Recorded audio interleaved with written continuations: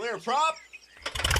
Star 73, Yankee number 2, following twin traffic, 3 mile final, clear Sutton. 1 Charlie Bravo, exit in runway 25, going 4 mile final. This is Behind the Prop with United Flight Systems owner and licensed pilot Bobby Doss and his co-host, Major Airline Captain and designated pilot examiner Wally Mulhern.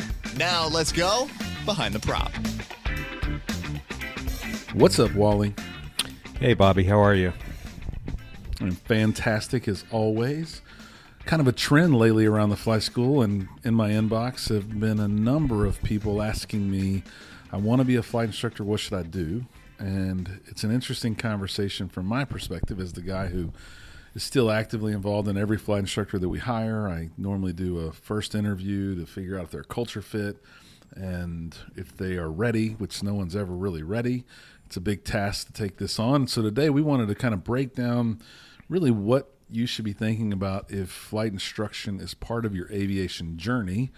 And not everybody is it. Some people don't want to flight instruct. They want to fly pipeline or go do something cargo right off the bat. Obviously going to be a slower path if you want to be an airline pilot at a regional airline or something. But we're going to talk through really what is your goal as being an instructor and kind of how that your goal may change some of that. What makes a good flight instructor? And then I think we're going to break down the processes, many options to become a flight instructor. And then we're going to talk about really how to attract someone like me or a flight school to be interested in your resume when there's probably 100 resumes on their desk. So while you've been doing CFI add-ons for quite some time now, what do you think about the journey to becoming a flight instructor in 2024? Well, I think it's very interesting. I think most people who at some point say, hey, I think I want to be a professional pilot for a living, I think they just think of the end result, but I don't think they think of, and they may not even know the intermediate stops that go to becoming a professional pilot, whether it's an airline pilot or corporate or whatever.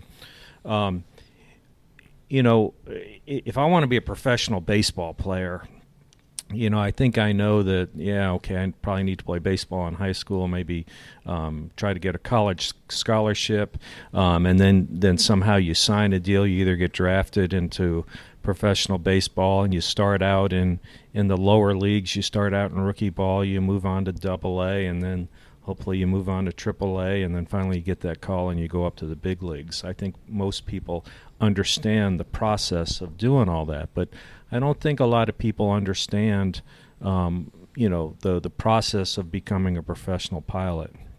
And along the way, a lot of times we become flight instructors.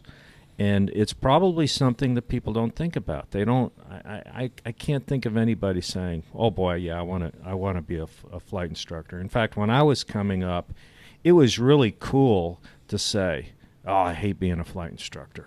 I hate it. I just hate it." And I think it's still said today. I think. Yeah. I always kind of thought I was an outlier because I thought, what? I kind of like it. I kind of like teaching. And I think there we kind of come to a fork in the road, and we have to say, okay, now I'm thinking of kind of a university situation. A lot of, you'll talk to somebody, hey, what are you majoring in? Oh, I'm in elementary education. Okay, well, they want to be a teacher. Oh, I'm in aviation. Oh, you want to be a pilot. But along the way of becoming a pilot, you become a teacher. And first of all, I got to say the profound influences of the CFI are just incredible. I think everybody remembers their first CFI. I mean, I looked up to my first CFI. I can't even remember his last name. His first name was Wendell, and he was, pardon my French, but he was an idiot. And we had about 3 or 4 lessons, and then he just disappeared. And I couldn't even get in touch with him. This is back in the days before texting and all this stuff. But there was a period of time that, man, he was just the greatest pilot in the world. I really looked up to him. Anything he told me to do, I was going to do it. He says, go buy this POH, take it home and read it and know everything. Okay, yes, sir. I will do it. I mean, the guy was only 2 years older than me, but I looked up to him. And I think as flight instructors, we have to understand that our students really look up to us. Just look at by the type of headset you wear. The type of headset that a flight instructor uses, I guarantee 80% of your students are going to buy the same type of headset, and just try it. Just change headsets. Start wearing a green David Clark one day. All of a sudden, all your new students are going to start wearing David Clark headsets. It's because they don't have anything to compare it to, so they go with what their flight instructor says, and so that's why you were just a profound influence on your students. If I were ever in a position to hire, and I'm not, I have never hired a pilot in my life, and I may not ever, but maybe I will. You never know. I tell people this because people ask me about career paths. Well, how do you think I should build time to get to the airlines? And what I say is, if I'm ever in a position to hire, and I have 2 equal pilots, basically they have about the same amount of time. They seem to be the same temperament and everything else. Everything else seems to be equal, and one is an active flight instructor and the other one is not. I'm hiring the flight instructor, and the reason is I really believe you don't learn something until you're teaching it. I don't believe I became a decent instrument pilot until I started becoming an instrument instructor. Back in the day, we used to have to do NDB approaches. Yeah, I got through my instrument check ride. I got through my double I check ride doing an NDB approach, but it was sitting in the right seat with students doing many, many, many NDB approaches where the light bulb finally came on in my head. I went, oh, now I understand it. So I really understood it by doing that. The other thing is, a big part of being an airline pilot is being a fellow crew member, interacting with people and different personalities. I mean, you don't get to, to an extent, you don't get to pick who you're flying with. So I'm on a trip right now. I'm flying with a guy I've never flown with. But that's kind of the way it is with students. It's practice on interacting with people in an aviation environment, and I think that's important because that's a huge factor in the flight deck of an airliner is the interaction with your fellow crew members. So I think it's really important. I'm not even sure what the question was that you started out with, but anyway, I just kind of went off on a tangent there. Well, I asked what your thoughts were about becoming a flight instructor in 2024, and there are probably a number of different ways today, and today being the best time to be a flight student or own a flight school, it's one of those things that's a little different than it may have been in the past. But I think you hit on a lot of the things that I wanted to cover in the intro here, and that's what's the pilot's goal. And if your goal is to be a professional pilot at an airline or any operator, you probably need to be ready to be part of a crew. You probably need to have a big number of hours, and the best way to get to those hours are to be a flight instructor. If your goal is to be a pipeline pilot for the rest of your life, you're probably going to fly single pilot in VFR, and that's the way it's always going to be. So you might not need some of those other skills, but teaching is a pretty valuable tool to a professional pilot. And I think that's key. We talked about it before we got started, but if you were to ask a potential flight instructor, someone who's taking a check ride with you, what do you do for a living? Their answer is going to be one of two things, more than likely. It's either going to be pilot or I'm a flight instructor. What do you think you're going to hear more of, Wally? Definitely going to hear more pilots. Yeah. And so that's where Wally and I kind of agree that if you only see yourself as a pilot, not as a teacher, probably not the best path forward to become a flight instructor. It is a means to an end. I own a flight school. I know it's a means to the end. Every time I hire someone, I know they're going to leave me when they get their hours to move on to the airlines. But at the same time, be the best you can be at what you're doing right now and be a teacher, not a pilot. We know you can fly planes. It's about teaching stuff. And when I interview people, I ask questions to teachers. I don't ask pilot questions. I don't want to know if you can fly a 172. I want to know if you can teach in a 172. Very different questions as far as I'm concerned. Yeah, I told this little story to Bobby a little while ago.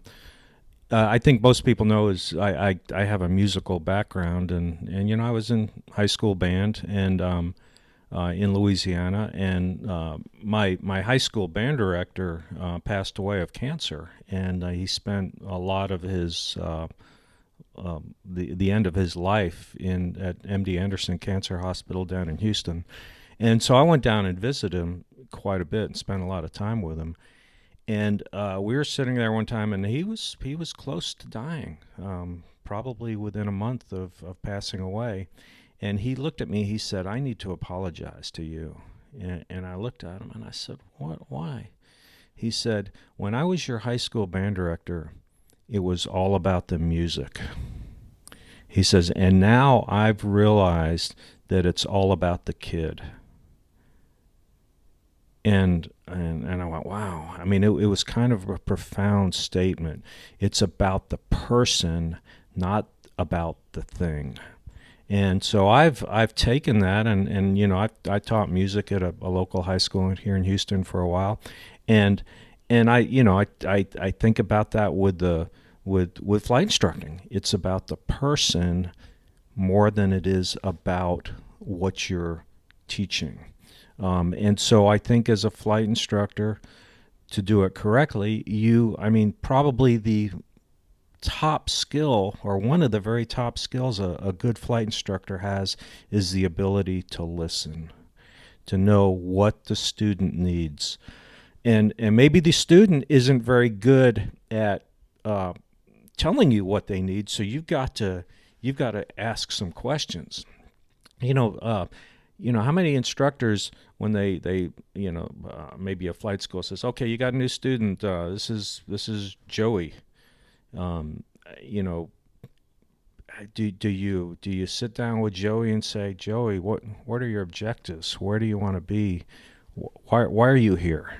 And I do that on check rides. I ask the questions. I'll say to the applicant, "Why are you here?" And what I want to know is, do they plan to get their private and then just tootle around in the area in their little whatever airplane they might have or rent? And that's fine.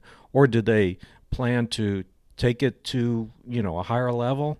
And I kind of tailor the questions I'm going to ask them based on that.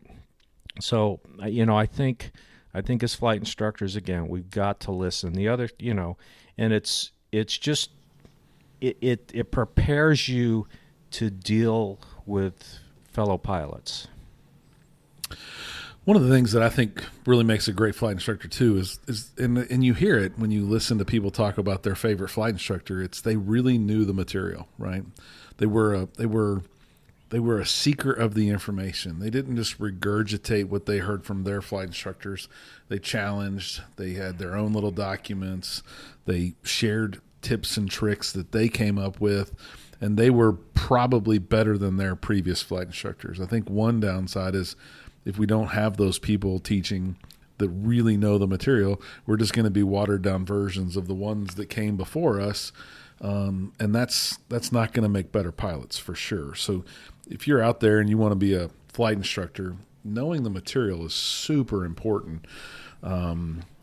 It seems obvious, but you would be shocked at what some of the people don't understand that sit in front of me that want to teach to other pilots and sign them off for their ratings. It's kind of shocking how little some of them understand or know, because they've just been going through those motions of flying maneuvers and all that stuff. One of the new drums that I'm beating all the time is I had a student come in and wanted to learn how to fly, and he said something to the effect of, "I want to be in the air, not on the ground. I'm here to be in the air, not on the ground."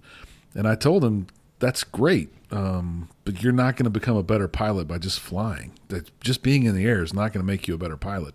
You really have to understand why you're going to get into the air and what you're going to do. And I think instructors that are focused on being on the ground, they can be much, much better pilots. So let's talk about some of the processes or some of the ways that you can earn that valuable certificate to hopefully stop paying for your flying and get paid to do some flying. I get calls often, Wally, that say, hey, man, when are y'all having another CFI Academy, or when's your next CFI class start? And we just don't have those here at United Flight Systems. We've tried them, and they're not very successful. There's probably successful operations out there, but what I have learned is when you put two people in the room to teach them how to become flight instructors, you are always going to have to teach to the person that's less knowledgeable than the person that has the knowledge. And you immediately are creating a crutch for the other person that's farther along. If you put three people in the room, all three people are going to be being taught to the same level that the lowest person in the room is. So we just haven't had a lot of success with the group type training for flight instructors, because I'm a true believer that the CFI rating, the initial rating, is truly a self journey. And I think if you broke down really what a lot of those accelerated camps or boot camps are doing, they're really making people study on their own. They're just providing them some guidance. And if you're not where you need to be when that starts, you are going to fall way behind and struggle.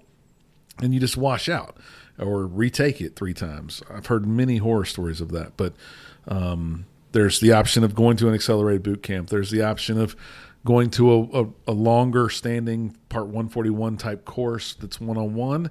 There's the more like the self-guided tour, where I think some of our team members have latched onto the fact that they'll do an evaluation, they'll test your knowledge, they'll teach you how to become a better person that you need to be. As a certified flight instructor. So you go about that by making sure you're check ride ready for a commercial check ride, is what I tell everyone. If you can't pass a commercial check ride today with Wally, you probably don't need to start working on your flight instructor certificate just quite yet. And I think Wally changed my mind greatly last week when we were recording and convinced me that you should be able to fly an IMC if you're a commercial pilot. So if you're not a proficient instrument pilot and could pass a commercial check ride today, not a lot of reason to start working on your flight instructor certificate, because you're probably not going to be a great flight instructor. What are your thoughts on that, Wally? Yeah, I couldn't have said that any better. That's exactly right. Knowing the material, I actually just watched a documentary about, it's called Hired Guns, and it's a music documentary. I keep going back to music in these podcasts, but it's a musical documentary, and Hired Guns are basically the backup band for these great artists. And so, they don't get much of the credit, but they're on stage with the big time artists. And one of the guys in the thing he was talking about, he says, okay, there's 3 things that you've got to, 3 criteria that the person has to meet to be a hired gun. And number 1 is they've got to be a great musician. They've got to be great at their craft. He said, but there's a million of those. He says, then you got to find a guy or a girl that has stage presence. Okay, now we've whittled it down to maybe 10%. And then you've got to find people that you can stand to be around with 24/7 for however long these tours are. He says now we're down to about 3% of the people. And that, again, my point is being a great musician is just a given, but having the knowledge, knowing the material, that's a given. That's the foundation. You've got to be able to do that. But from there, then, the point is being able to communicate it to your student. I think a good flight instructor has the ability to change their approach. If I'm going out and teaching stalls to my student, and the last 10 students that I've had, I've taught it this way, and this student isn't getting it this way. Well, it's my job as a flight instructor to figure out a different way. I've got to come at it a different way. And it's, a little bit like being a parent. I mean, most flight instructors are younger. They're usually not parents at this point. But, as a parent, you may have different kids, and you do treat them differently based on their personalities. Yeah, I'll throw out a musician one because you brought it up. I used to work with the wife at a technology company of the trumpet player in Billy Joel's band. And I was fascinated because she told me that he still practiced the scales every day. And I'm not a musician, but there's only 3 buttons on a trumpet, right? Like, yeah. If he's already got that, like, why would he keep practicing, right? And I do think that's something that maybe flight instructors don't do, is they don't keep reading, they don't keep learning, they don't keep getting better at their task. But it is very, very important that you keep doing the fundamentals and learning those fundamentals and being able to teach those fundamentals, because that's the only way you're going to be really great. And I think if you think about all those other instructors that you loved, they were really good at their task at hand because they worked really hard at it, for sure. Yeah, it's funny you should mention Billy Joel's band, because a lot of the guys on this documentary were from Billy Joel's band, Hired Guns. It's a pretty, I think it may be a hired gun. Anyway, check it out. The other options are doing it on your own, maybe buying an online ground school. That's going to be pretty tough. I think you need to be around a facility. I think you need to be around other people.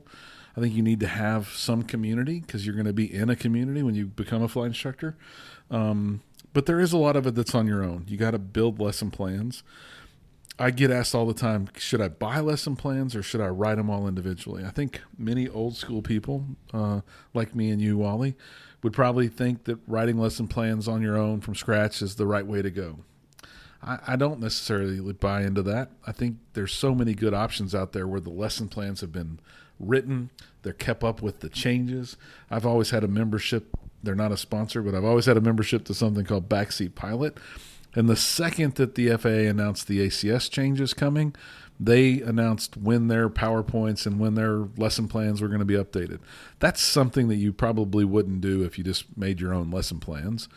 But I do think you need to crack those lesson plans open and read them and know them and manipulate them to be your style of teaching.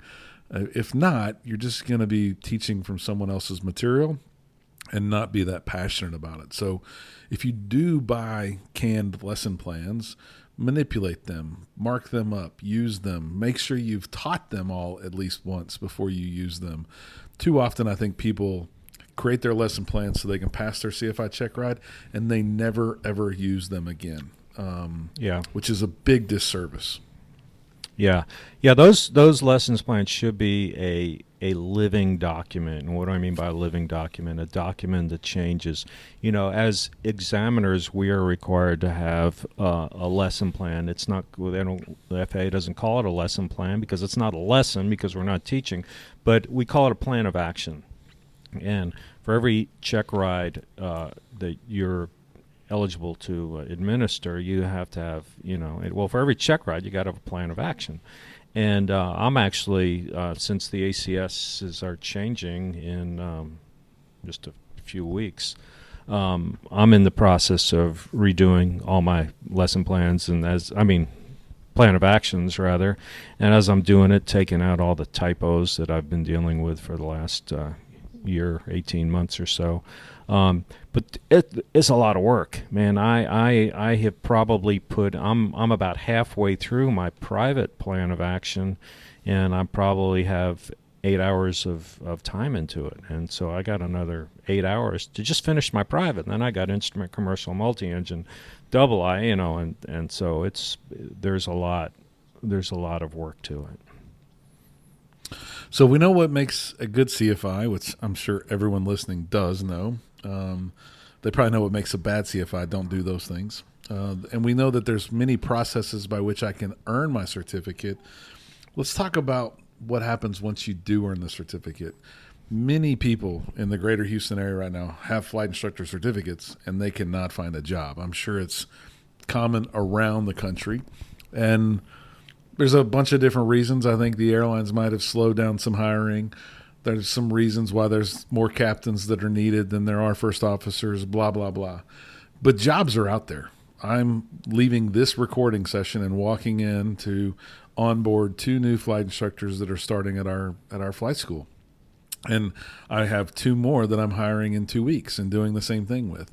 And I would hire 2 more in 2 more weeks if the good 2 candidates showed up and were ready to go. The problem is the majority of the people that I meet are not even close to being ready to be flight instructors. And I'll tell you some stories and I'll give you some examples, and then I'm going to give you a bunch of great tips. So if you want to be a flight instructor, this is the chapter of this episode you want to be listening to. But many, many times I think of Wally because I get a text message that I'm assuming Wally gets all the time. And my cell phone's published so people can call me or text me, and I'm going to do my best to help them. But somebody gets my business card. They come in the fly school. They get my business card. It says president on it. So they text me and they say, are you hiring flight instructors? So this is a 832 area code with 7 other digits after it that says, are you hiring flight instructors? Sure. Yes, we are. I'll be always looking for great talent. Great. How do I apply? Well, that's on our website. You could have looked. And it's just a spiraling notion. Like, this has got to be a life of a DPE, Wally. Hey, I need a check ride. Oh, yeah. You ever get that? I get all the time. Looking for an instrument check ride the next 3 weeks. And you know, usually I don't even respond. I mean, because I've got 17 others of people who have provided me their name, the airport they're out of, the flight school, a little bit more information. So, I mean, there's only 24 hours in a day. So, you know, and I look at it and I mean, and that's as cruel as this sounds, is I don't need the business. I've got more business than I can handle. So, yeah, it's like you. I mean, give me a little bit more information. Hello, my name is Susie Q. I'm looking for an instrument check ride in the next 3 weeks. I'm flying out of XYZ Flight School at ABC Airport. I am signed off and ready to go. Okay, now I got something to work with. Yeah, so normally when I get that text message, we have a little dialogue, and often it comes from an email or a post on our website. They go fill out the form and say, "Are you hiring?" It goes without saying, you would assume that a quality resume with quality information would go a long way, and a quality cover letter. If you don't add a cover letter that talks a little bit about you, a little bit about your mission, your goal in life, and what you want to be, you're really selling yourself short, because I do get about 100 resumes a month from all over the world, because there are people in the United States that you may or may not understand that send their resume to every flight school in the country. I get emails from all over. I probably get 20 from Florida every month, because they're pumping out pilots in Florida and telling their students to send their resumes everywhere in hopes that they get placement in a job. Well, if I get a resume and it looks exactly the same, which most resumes say 242 to 265 hours is what they have, and they've got a flight instructor certificate, and they're going to get their double I within the next 60 days or so, and they would like to add their multi-engine instructor ratings. Everything else looks the same. They've probably all had 1 or 2 jobs. And if you're listening and you want to be a flight instructor, you're saying, well, that's all I got. What else can I share? Well, what was your best $100 hamburger run? Why do you want to be a professional pilot? Who influenced you to be a professional pilot? That's going to set you apart in a cover letter to me, to make me be interested in you a little bit more, to where I might follow up. So if I follow up and you ultimately get the conversation with me, don't come in my office and not be ready to take notes. Don't be dressed in a T-shirt. Bring me another copy of your resume. Be ready to speak to my chief. Know a little bit about me. You want me to know about you, but you need to know a little bit about me. Where's our flight school? Where is it at in relationship to your house? Sometimes people walk in and go, man, I had to drive an hour and a half to get here today. Well, probably not going to want to work here for very long. And I know that too, right? Be logical and thoughtful about what you say in that room and what your plan is to become a flight instructor. I probably ask and do a dialogue with people for the first 10 or 15 minutes to get to know them. And I normally start pretty early on and say, what kind of questions do you have for me? And the first question I get more often than not is, how many aircraft do you have? And what type do you have? Where do you think people could find that information at, Wally? I'm thinking it might be on your website. In fact, I know it's on your website. Yeah, look at the website and put yourself in the bigger picture of, if you've never flown a steam gauged aircraft, and you can look at the cockpit of every one of my planes, and I've got 8 glass cockpits and 12 steam gauge cockpits. Do you think it's going to be important that you understand how steam gauges work? Of course it's going to be important to my students, because that's what we have, and you've got to be ready. So do your homework, come prepared, have a quality resume to send to flight schools. Don't just send them the email, "Are you hiring?" Send them a cover letter and a little bit more information, and you'll be shocked how easy it'll be to get the interview.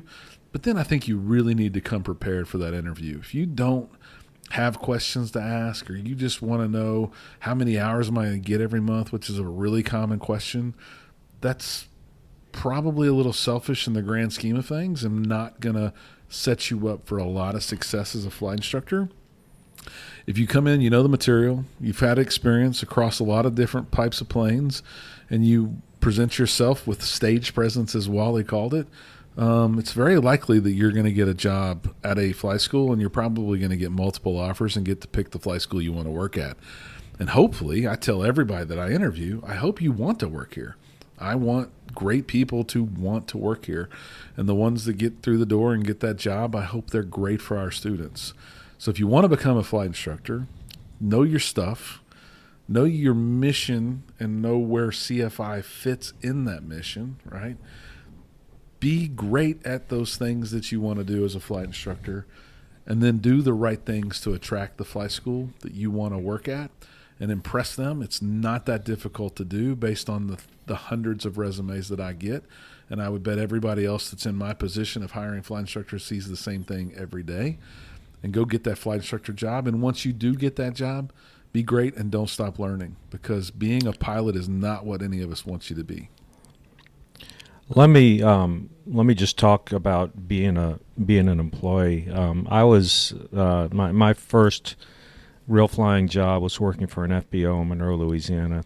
Tiger Air Center was the name of it, and we did everything an FBO did. We did flight instruction, we did charter, and when I graduated from college, I took on the title of acting chief pilot. I couldn't technically be the chief pilot for the 135 operation because I didn't have the required flight time. So we had a guy who was our chief pilot who would show up occasionally, but I basically did all the other stuff. But I was such an airplane geek. I'm still an airplane geek, and I was at the FBO one day, and one of our charter airplanes, I just noticed that it was kind of dirty. So I went home, I changed clothes, I came back in, and I took it over, and I was washing the airplane. And as I'm out there washing the airplane, the owner of the FBO came out with a gentleman with him, and he just came up. He says, "Hey, Wally, I want to introduce you. This is so-and-so. He works for such and such. He's with such and such a bank."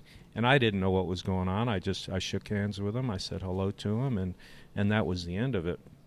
Well, as it turned out, I later found out that the owner was trying to get some financing for the FBO, and this was the president of the bank came out to see the operation, and my boss told me that he said, I think one of the reasons we got the money is because I came out and introduced you as our acting chief pilot, and here you are out there washing airplanes.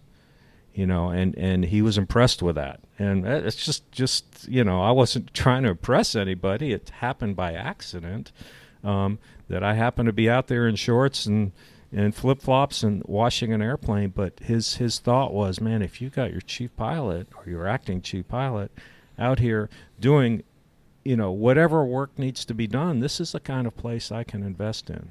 So, that will go a long way, that kind of attitude. Man, if you could instill that in everybody that wants to be a flight instructor, it'd be great, because as a small business owner, no matter what you think of what it takes to run a flight school or buy these planes and keep this place operational, it is only as good as its employees are. It's only going to have the culture that the employees create. And that mindset of get her done for the students and the school is going to mean a lot, right? I still empty the trash. I still move planes. Everybody's got to get involved and do those things. And I'm not against going outside and washing the plane off either, or cleaning the leading edge, or whatever it takes. So do your part once you do get that job, for sure. Absolutely. And I will say this about CFIs. I mean, the certificate is it's a hard certificate to get. Once you get it, unlike your private or your commercial, a CFI does expire. CFI has a 2-year, 24 calendar month shelf life. Don't let that thing expire. Okay, so what does it take to renew a CFI? Basically, it takes an 8-hour online ground school that you can start doing a couple months before you expire. It's online, and you do have to take a test, but it's good information. Don't let it expire. I can't tell you how many CFI reinstatement rides I do with, it's usually airline pilots who now have kids who want to fly, and they go, oh yeah, let this thing expire. I should have never done that. This is costing me a whole bunch of money to reinstate this thing, because to reinstate it, it does involve a check ride. And just keep it up. Don't let the thing expire. It's easy enough to do. Again, you can do this stuff online. Back in the day, you actually had to go to a weekend ground school, but everything's online now, so it's easy enough to keep up. I got a dozen little stories about people that have let it expire, and it's very painful, much more painful than the 8-hour course. And many people always, I think everyone 100% say, I wish I wouldn't have let it expire. So don't be one of them. I would also think that they've lost a lot of their knowledge and skill. So it's not just taking an online test. They got to relearn all the material again, VFR charts, blah, blah, blah. So don't let it expire. Oh, I was going to say, I could renew mine on basis of experience. I could just have mine renewed, but I don't. I do the online ground school because it's a great review. It's actually good. So I go old school. So as Wally said, once you earn it, don't let it expire. And once you get it, be a great flight instructor and stay behind the prop. Thanks for listening. Thanks for checking out the Behind the Prop podcast. Be sure to click subscribe and check us out online at BehindTheProp.com. Behind the Prop is recorded in Houston, Texas. Creator and host is Bobby Doss. Co-host is Wally Mulhern. The show is for entertainment purposes only and is not meant to replace actual flight instruction. Thanks for listening, and remember, fly safe.